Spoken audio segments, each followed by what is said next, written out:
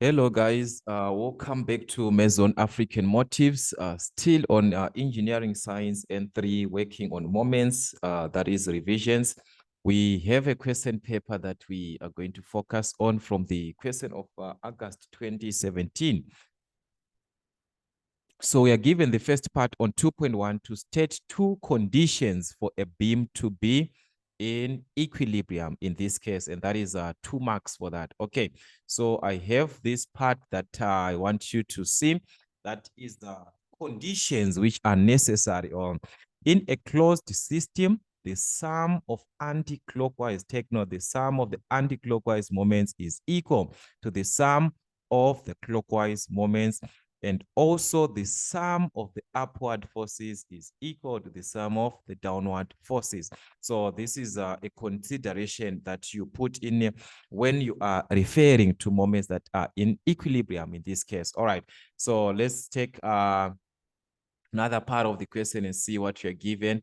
In fig 1, it shows a simple, that is supposed to be a simple loaded beam of uniform cross-section loaded as shown. So these are the laws that we have in this case. All right, so you've got the point load at A. So on this diagram, okay, so I'm going to take another part of the diagram. This is not properly given, but the question was to calculate the reaction at the supports and also to test the answers. All right, so like I said, I'm going to use this one. I think it can be clearer than the one that we had. All right, so in this case, we are to calculate the reaction of the supports, which is at B and at C in this case. All right, so if we are to consider this part, okay, let's see what we have. Let us just have some few things here.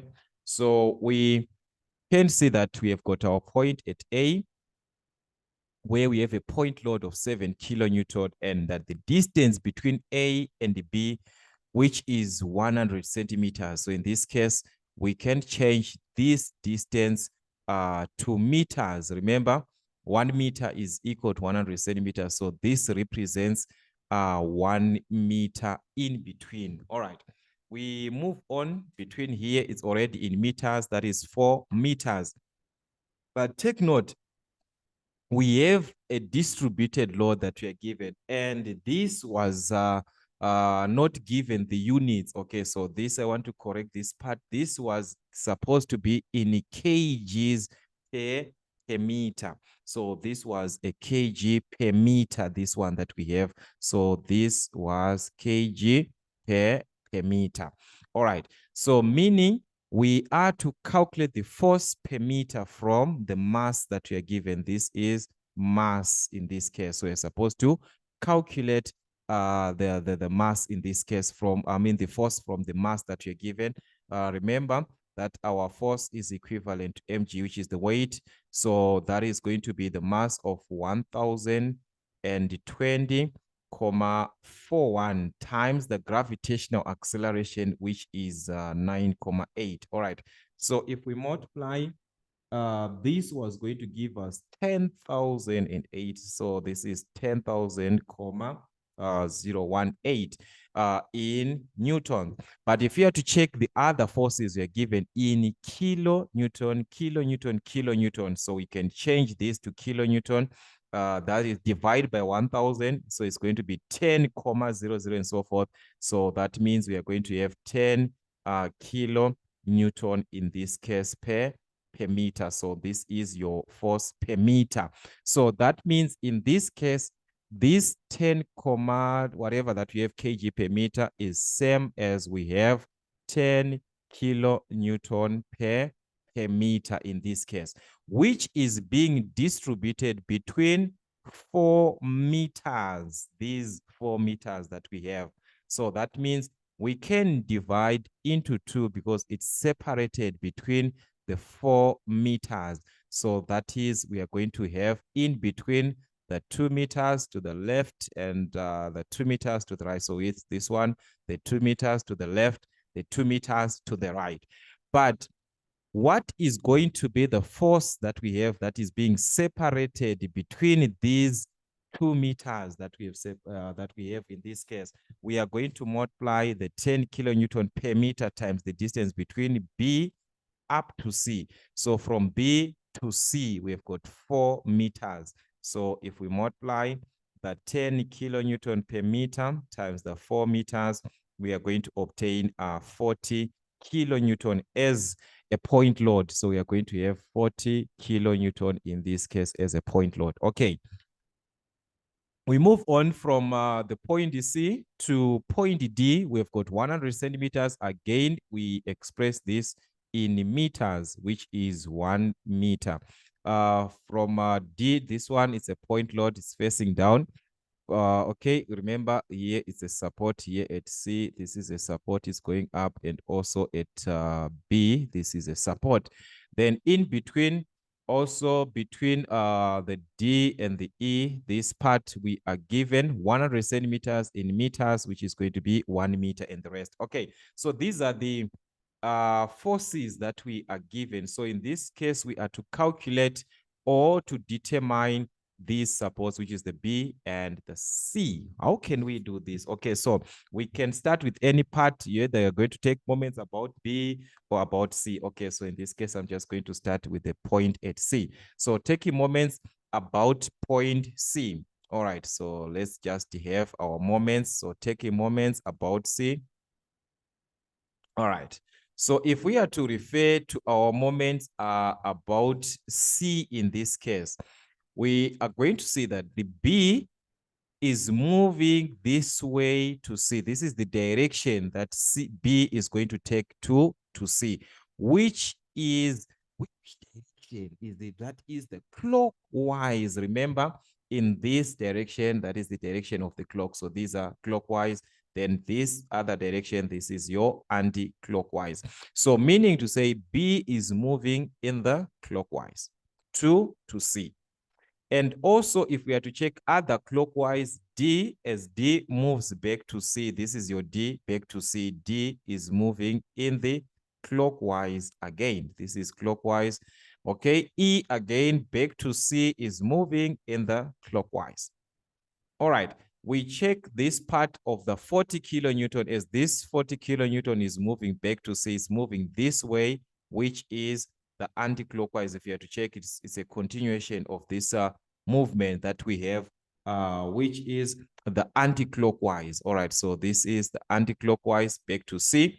And also, okay, we are done with B. We move on to A, to this one at A. A is moving this direction also, which is anti-clockwise. Okay, so we've got filled everything. So in this case, we can write that depending with your formula. Are you going to start with the clockwise or the anti-clockwise? Okay, so in this case, I'm just going to start with the clockwise.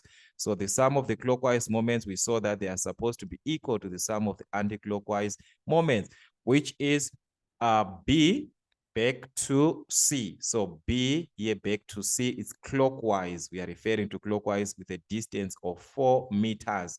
So it is going to be B times 4. That's 4 times distance plus other clockwise. We saw we got this one clockwise and another clockwise here. So we've got this one 6 at D. So 6 kilonewton. Back to C, we've got 1 meter in between. So that's 6 times 1. So we are going to add 6 by 1. Okay, so that's 6 times 1 in this case. Plus, we got another clockwise again at E, which is 5 kilonewton. So it's 5 times the distance back to C. That's 1 plus 1, which is 2. So that's 5 times 2 in this case. All right, so we are done with the clockwise. We move on to the anti-clockwise. We saw we've got anti-clockwise here, we've got anti-clockwise here. So the first one is at 40 kilonewton back to, so we are using it as a point load of 40 kilonewton now, which is 40 times the distance of 2. So that's 40 times 2 back to C, plus from 7, which is at A, back to C is anti-clockwise again. So that is 7 kilonewton times the distance back to C. So from B to C, that's 4. From B to A, that's 1. So it's going to be 4 plus 1, which is 5.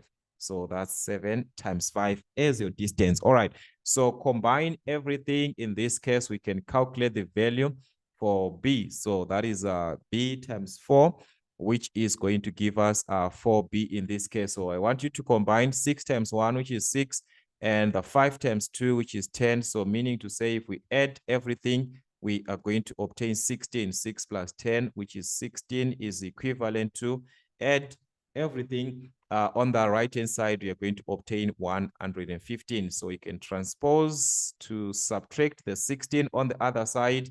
That means 4B is equivalent to 115 minus 16, which is going to give us 99 in this case. So we can divide by 4 by 4. All right, so that's determining the value of B in this case. So that's 99 divided by 4, which is going to give us 24.75, which is measured in kilonewton in this case. So we have the value for B in this case. All right, so after we can move back to the diagram so that we can have the value for C in this case, taking moments about B this time. All right, so I'm just going to remove this part that I have here so that we can have our diagram properly. All right, so this part is not going to affect us. The direction is now going to change. So this part, its direction is going to change. Okay, so this time we are taking moments about B. All right, so let's just have this. So taking moments in this case about the point B. Okay, so in this case we are now focusing on C. That means C is considered back to B in this direction. This is the direction now that C is moving back to B, which is of anti-clockwise. This is what we have. As we can see, in this continuation, it is going to continue like this. So that is for anti-clockwise. All right. So in this case, all right. So in this case, guys, what was I indicating here? All right. So this one, we said this one is clockwise. So you're supposed to have a vice versa, guys. I hope we actually saw what is happening with this presentation of mine.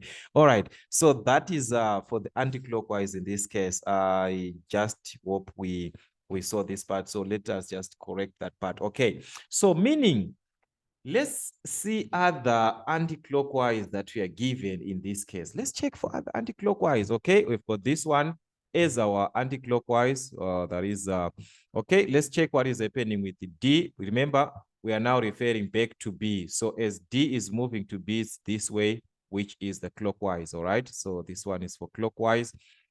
E is this direction back to B, which is also for clockwise. That's clockwise. All right. But if we are to check the here, okay, we've got the 40. So the 40 also back to B, that is also clockwise. Then we have got A back to B. This direction is anti-clockwise, is now opposing. So this is anti-clockwise. Okay, so we are going to have our solution now as depending with the formula that you're going to take in this case, depending with the formula that you're going to take. Are you going to work with the sum of anti-clockwise, or you're going to work with the sum of what? Of the clockwise moments. So it just depends with what you're given in this case. All right. So I'm just going to remove this part so that we can clearly have our question, guys. I'm seeing that we have a lot of things here. So we have a lot of things. So let's just remove this part here. All right. So referring to, in this case, I'm just going to refer to C. Since C is moving this way back to B, which is anti-clockwise, so I'm just going to take from there. So I'm going to refer the sum of the anti-clockwise equal to the sum of the clockwise moments in this case. All right, that's C. The movement of C back to B, which is anti-clockwise. This is the major point that we are referring to. So C back to B, that is 4 meters. So it is going to be C times 4. Remember, we are dealing with anti-clockwise. We have another anti-clockwise here at A. We say it is anti-clockwise. So it's A back to B, which is 7 times 10. All right. So that is 7 times 1. Sorry. So that is plus 7 times 1, our distance. We do not have any other anti-clockwise. We move on to the clockwise. We have got, we can start with this one. The 40 is the nearest one to B. The 40 back to B. We separated between 2 meters. So it's going to be 40 times 2. So that's 40 times 2. Plus, we have another clockwise at D. We said at D, it's a clockwise back to B. So this is 6. Then the distance with 4 plus 1, which is 5. So it's going to be 6 times 5 in this case. Plus, we move on to the 5 back to B. This is 4 plus 1, which is 5 plus 1, which is 6. So this is going to be 5 kilonewton times the distance of 6 meters. Okay, so we can calculate the value of C. C times 4, that is going to be 4C plus 7 by 1, which is 7. Combine everything on the right-hand side, we are going to obtain 140 in this case. So that means 4C is equal to, can transpose this to the other side so that it can be a -7. So that means 140 minus 7 is going to give us 133. So if we divide by 4, we have the value for C in this case. So our C is going to give us 33.25 in kilonewton in this case. All right. So we have the value of C in this case, which is 33.25. Okay, so I'm just going to indicate this point here. That is 33.25 kilonewton in this case. Remember, we calculated for A before, and it was for B before, and it was 24. The value that we got last time, it was 24.75. So this was 24.75 kilonewton. Okay, so this is what we have in this case. All right, so this part we can just remove it for short time. All right, so this is what we are going to have in this case. But remember that we are being given to test these answers that we got. Okay, so let's just test and see if truly these two are correct, the values for B and C. So we are going to use the last law to say the sum of upward forces in this case, it must be equal to the sum of the downward forces in this case. So the upward forces, we are representing B and C. So B, that is 24.75 plus C, which is 33.25. This is our upward forces. Then the downward forces, these are the point laws, the ones which are facing down, the ones with arrows facing down. So we have got 7 as our point load plus, we now write this as the 40 as the point load. Remember, we took this one as 40. So we're going to write it as 40 plus another point load, which is 6 plus another point load of 5. So these two must be equal. If they are not equal, then it means our calculations are wrong. So this is going to give us 58 kilonewton, and this also is going to give us 58 kilonewton to make that is to confirm that this is actually true. All right, so that was the first part of the question, to calculate these reactions of the support and also to test your answers, just like what we had, to use the sum of upward forces being equal to the sum of the downward forces in this case. All right. Then the other part of the question, now we are given to draw a shear force diagram using a suitable scale. Show all the main values on the diagram. All right. So in this case, I'm just going to show you the major points, or the relevant points in this case, that are needed. Using a suitable scale of your choice that you're going to pick, then you must draw the shear force diagram. Okay, so this is shear force diagram, which was 2.2.22. All right, so this is question 2.22. I just hope it is going to be clear on this part. All right, so on 2.22, I'm going to draw this horizontal line, then indicate the major points. All right, so this is the first part, to draw the line and indicate the major points at A, B, C, up to. All right, so this is what we have with my major points taken from A up to D. All right, so this is what we are going to have. We've got from A, B, C, D, and E, these were the major points that you were given. So you continue from those major points. Okay, so the starting point at A, in this case, we are starting at this point direct, which is at 0 kilonewton. But if we are to check at point A, we have a point load, in this case of 7 kilonewton. This is facing down. It's a point load, meaning to say it is going to carry a negative. And a point load you represent with a vertical line. That's a straight line, a vertical line going down. Okay, so you're going to subtract, that's a negative, from 0 where we started. So if we are to check 0 minus 7, simply gives us minus 7. So we are going down up to negative 7, depending with your scale. So this one, it depends with your scale. So let's say your negative 7 is at this point. You mark the point at negative 7. So let's say this is where I have my negative 7 kilonewton. I'm going to join from 0 up to negative 7. All right. So according to the scale that you have used, all right, so you join up to that point. That's negative 7 in this case. All right. So we are at point negative 7 kilonewton. Okay, that is direct at point A. If we move on from A to B, we do not have anything in between, just a distance of 1 meter. So we are going to move 1 according to your scale. We do not have anything here. So we are just going to move that. That's a straight horizontal line that you're going to have in this case for the 1 meter up to B. So we are going to just move straight to B, which means we are still at point negative 7 as we are at point B. This is at B. We are still at this negative 7 at this point here. We haven't changed the point. We are still at negative 7. All right.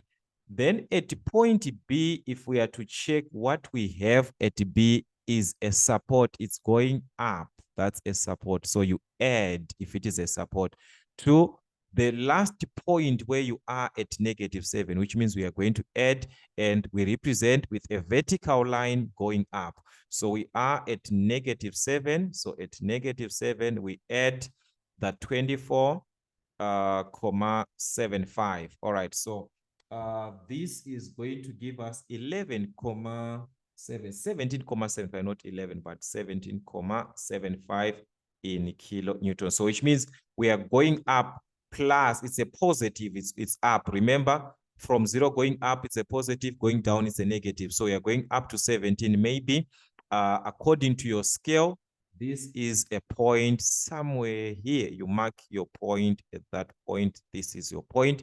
So you can join from the point of what? From the point that we had before, which is at minus 7 down up to the point of what? Up to the point of 17.75, the one that we have now. So we are going to join this one. It's a vertical line. You use a vertical line to represent a support. So that's your point in this case, which is at 17.75 kilonewton in this case. Okay, so that's at point B. Then if we are to move from B to C, there is something that is happening between B and C. We have a distributed load, this one, between B and C. So we are going to subtract, a distributed load is subtracted, but represented this time with a diagonal line of this nature. So we are going to subtract, either you're going to use it as 40 times 10, or you're just going to take this 40 as it is, but knowing that it's affecting this whole path. So we are going to represent with a diagonal line of this nature. Okay, so that's, we are going to subtract 40. At this point where we are at 17, so we are at 17.75, we subtract 40. So if we subtract 40, this is going to give us negative 22.25 in kilonewton, which is a negative. So it's in the negative region with a diagonal line. Remember what I said, a diagonal line like this at negative 22, which is below the minus 7, this one. Remember, we've got minus 7. So maybe at your from your scale that you are given. Maybe it's a point that is somewhere here. So we are going to indicate that point somewhere here. Let's say this is our negative 22.25 kilonewton. So you join from this point here. All right, this is what we have for a distributed load. So even by just joining the points, you are going to see that definitely you are going to have this type of a line, which is a diagonal line. So a slanted line like that, a line of this. So which means by just joining your points properly, this line is going to be formed. Okay, so that is how you represent a distributed load. All right, so we are at point C. So at point C, there's something that is special that is happening. We have a support there at C, which is going up. So remember, a support, just like at B, you add. So we are going to add this value at C, which is 33.25.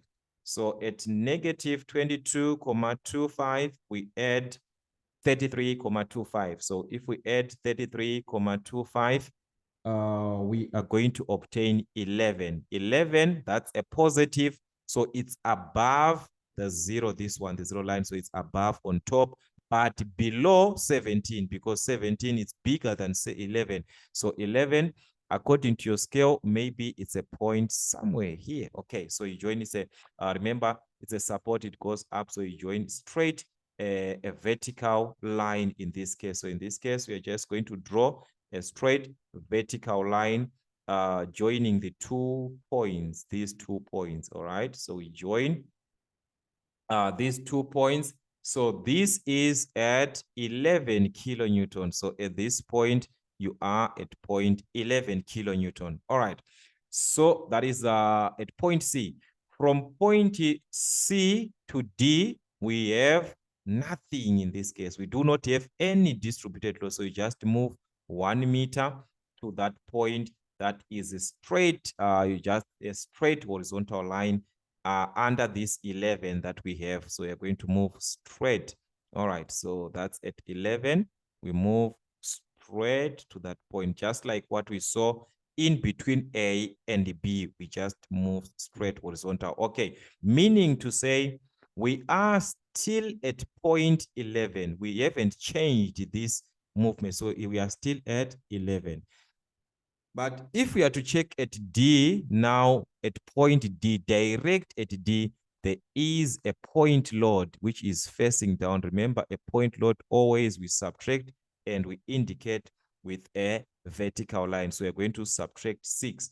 At 11, we subtract 6. So this 11 minus 6, which is going to give us 5. So we are going to reach 5 kilonewton straight from this point direct going down. Okay, so this is what you're going to have in this case. All right, so let's just say the point is at somewhere here according to the scale that you are having.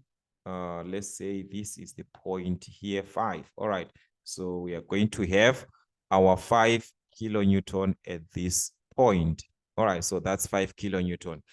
Then from D to E, again, we do not have anything. So this one, just like the previous part, that's a horizontal line. So we're just going to move straight from this point, which means we are still at point 5. At this point, we are still at 0.5 kilonewton. We are still at 0.5.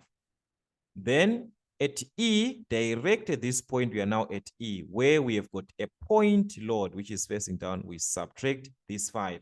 So at 0.5, where we are here, we are going to subtract 5. That will be at 0 kilonewton. So which means this one is going to give us a closed shape. So that's 0 down to the point is a vertical line. So 0 is at this point here.